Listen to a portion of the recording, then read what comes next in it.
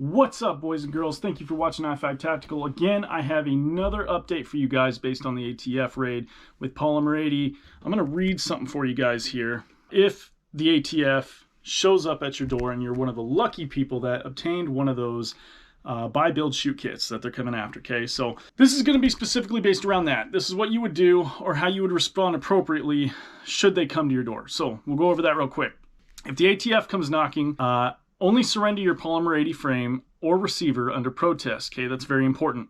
One of the reports I received talked about how to appropriately go about this.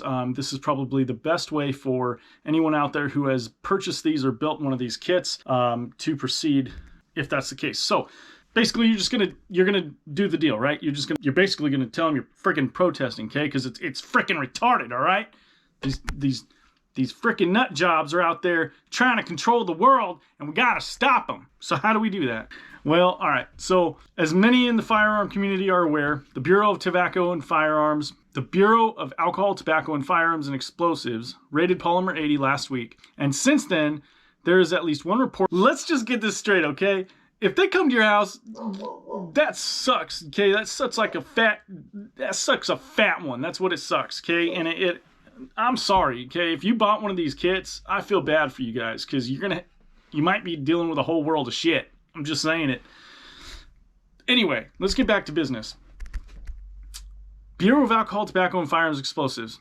Since they raided Polymer 80, there's been at least one report of a customer being visited by ATF and forced to surrender the Pre-80. Given what appears to be ATF's active enforcement of its interpretive jiggery-pokery, ever-changing interpretations of the Gun Control Act, because you know they can do that, right? They just reword whatever the hell they want, and then all of a sudden you're now you're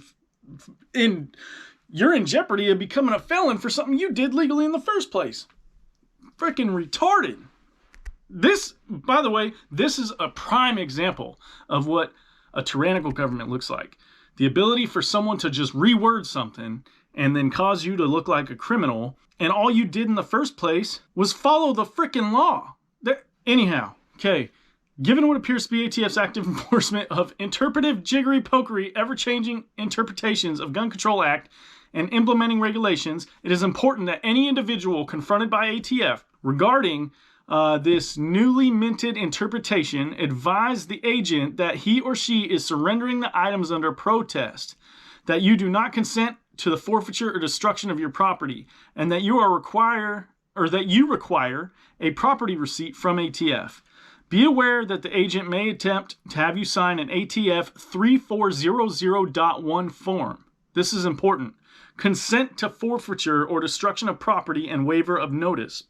That's what that form stands for. So you're not going to sign that under any circumstance. In fact, what you're going to do in the event that they ask you to sign something, you're going to make a request for a 3400.23 form, okay? And that you will only sign that. So that is basically just a receipt that the ATF came to your house and you are having a receipt of property or other items that have been taken away from you, okay? Do not agree to sign anything that talks about the forfeiture or destruction of your property. This is important. You should also attempt to take photos of your items so you can prove the condition they were in when taken by the ATF, as well as find any receipts or other information relative to your purchase of the items.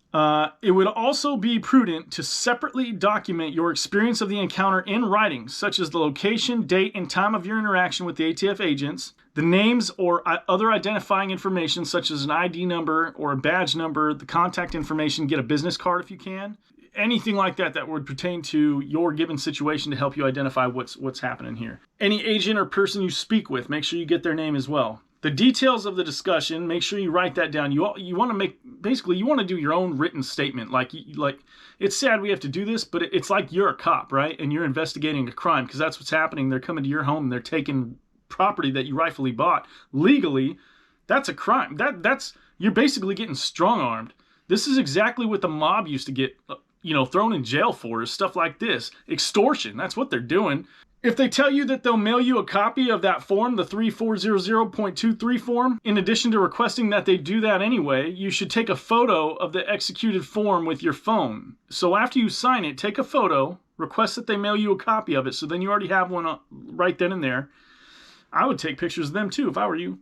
After compiling all these documents and information, you should place them in a safe place so that there can be no misunderstanding on the ATF's part. I would strongly recommend sending a letter consistent with the below to the ATF agent that took your item, because in the event the ATF elects to institute a forfeiture action, they're required to serve you with a copy in that event, okay? You should immediately contact an attorney. That's important if you wish to challenge the ATF's ability to forfeit your property, so do that. But the letter should look something like this. Bureau of Alcohol, Tobacco, and Firearms and Explosives. Insert field office address of the ATF agent. That's why you get the business card. Put their address in there, the person that took your item. Insert the date that it happened and the time, and write, Dear Agent, Joe Schmo, whatever. As I informed you on such and such date when you took my property, and insert the title of the property, what it was that was taken from you, the color, all of it. Any distinctive markings so that you can identify that your item was not harmed in any way or destroyed or any of that.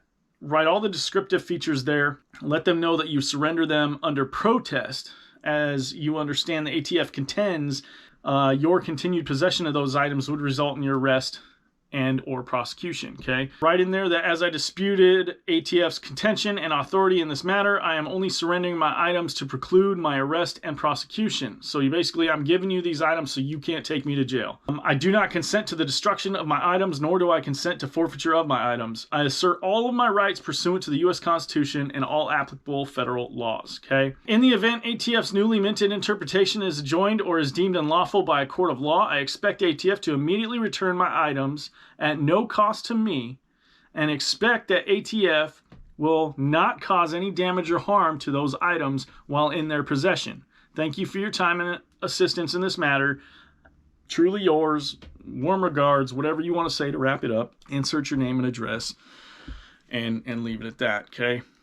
This is pretty important stuff, people, so we want to make sure that we're doing that. If you guys want to see the documentation here or what the letter should look like, you should go to princelaw.com. It looks like they're kind of covering a lot of this, but they have a blog posted there specifically pertaining to this whole ordeal with the ATF, as well as links to legal help that you can get to help you through this. So just want to come on, give you guys a quick update. That is what you should do. Basically, when they come to your house, if you purchased one of these kits and they get there, follow exactly what I just talked to you about.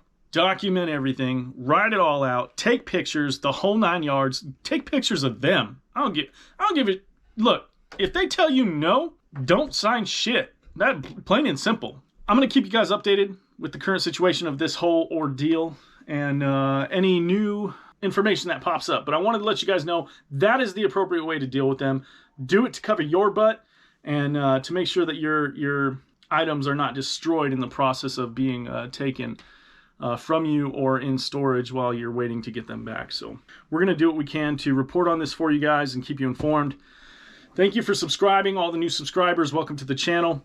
I hope to see you guys around. Leave a comment below. Let me know your thoughts on this whole thing, or if this has happened to you. I want to hear from you guys. Reach out. Let's have you on the channel. We'll do an interview with you and see what kind of stuff is going on in your state that differs from maybe mine, and have a friendly discussion there and better prepare ourselves for what could and could not happen. So thank you guys for watching. I love you. And as always, I'll see you next time.